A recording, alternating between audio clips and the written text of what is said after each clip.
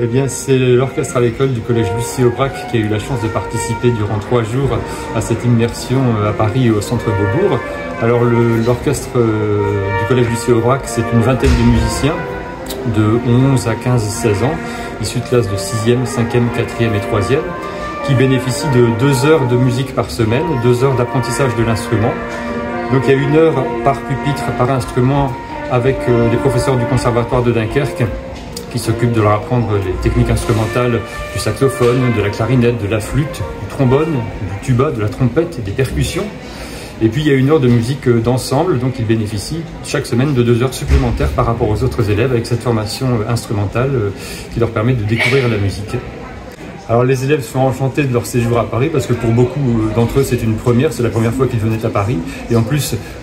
être dans le centre Georges Pompidou comme ça pendant 3 jours pour des découvertes très variées, être même le jour de fermeture du musée, les seuls dans le musée, c'était une aventure exceptionnelle pour eux. Et ils ont tout visité de la cave au grenier. On a visité les studios de production audiovisuelle au sous-sol, on a visité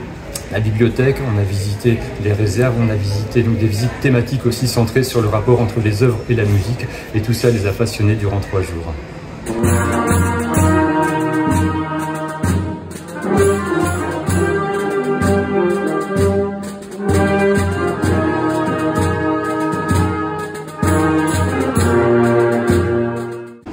Le projet de résidence Oser l'écoute qui prend place au centre Georges Pompidou est imaginé pour que les élèves soient en immersion totale dans leur découverte du centre Pompidou, dans l'objectif de faire le lien entre le son et l'art.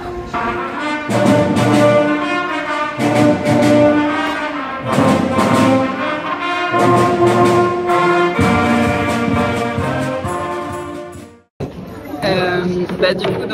moi je suis Estelle Henry, je suis l'artiste plasticienne qui a fait le workshop, l'atelier de création artistique avec la classe orchestre.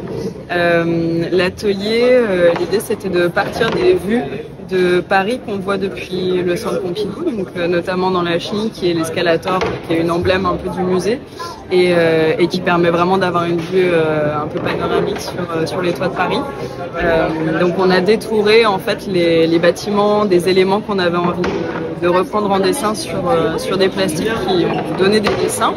et ces dessins ont fait une base de création graphique où on a donné des codes couleurs par instrument et ensuite réalisé comme des dessins mais partitions, donc avec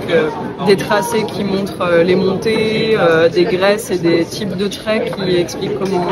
forcir le son ou au contraire le diminuer. Et à partir de cette création-là, on a interprété comme une petite symphonie des toits de Paris les différents dessins qui ont été générés